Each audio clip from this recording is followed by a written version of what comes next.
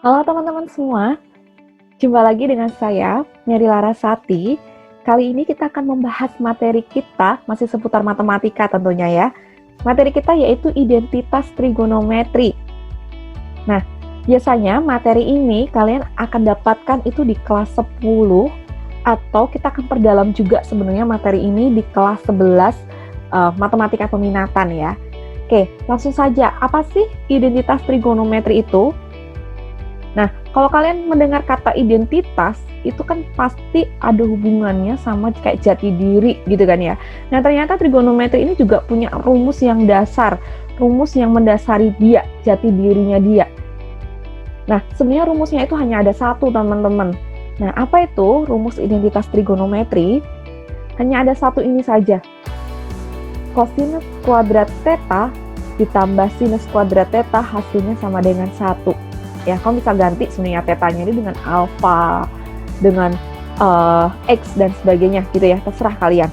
Nah, hanya satu rumus ini saja. Gampang kan ya ngafalinnya? Kosinus kuadrat theta ditambah sin kuadrat theta sama dengan 1. Nah, tapi dari satu rumus ini kalian bisa jabarin jadi banyak rumus. Begitu.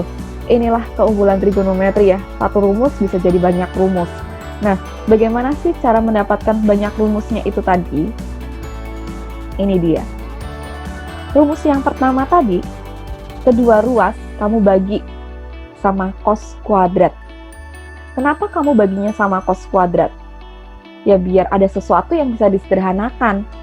Karena rumus yang pertama itu mengandung unsur cos kuadrat. Gitu kan ya?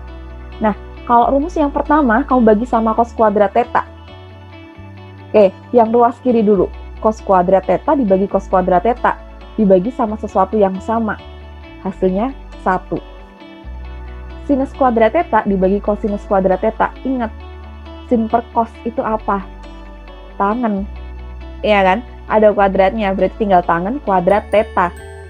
Kemudian yang ruas kanan, 1 dibagi sama cos kuadrat theta.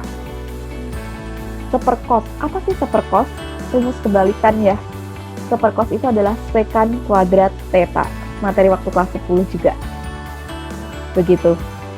Sudah deh, kita dapat 2 rumus sekarang. Gampang banget kan ya? Nah, berikutnya. Rumus yang pertama, masih pakai rumus yang pertama ya.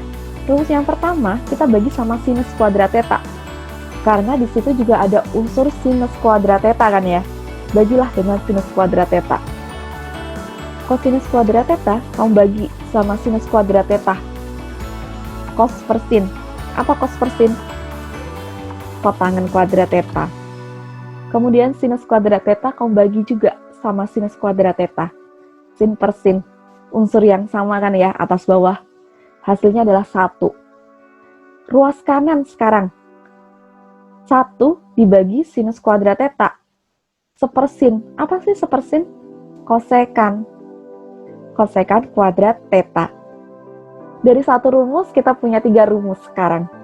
Segampang itu kan ya, kamu jabarin rumus identitas trigonometri. Nah, kemudian masih ada tambahan rumus identitas trigonometri. Apa tambahannya?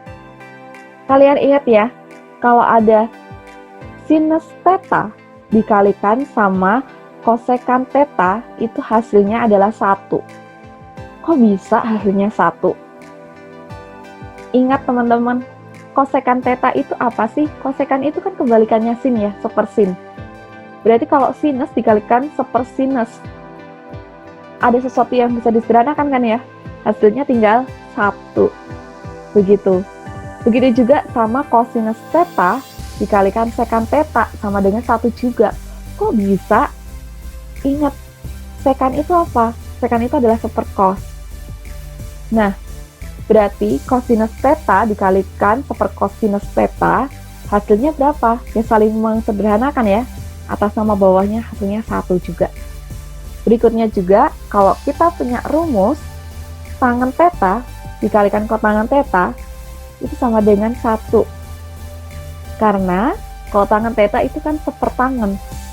Ya, jadi mereka bisa saling meniadakan juga atau menyederhanakan. Hasilnya adalah 1. Tuh, dari satu rumus kamu punya banyak sekali rumus sekarang identitas trigonometri. Semoga rumus-rumus yang kamu dapat ini nggak membuat kalian tambah pusing ya. Oke, itu tadi tentang rumus-rumus identitas trigonometri. Gimana? Kalian sudah mulai jelaskan ya rumus identitas trigonometrinya?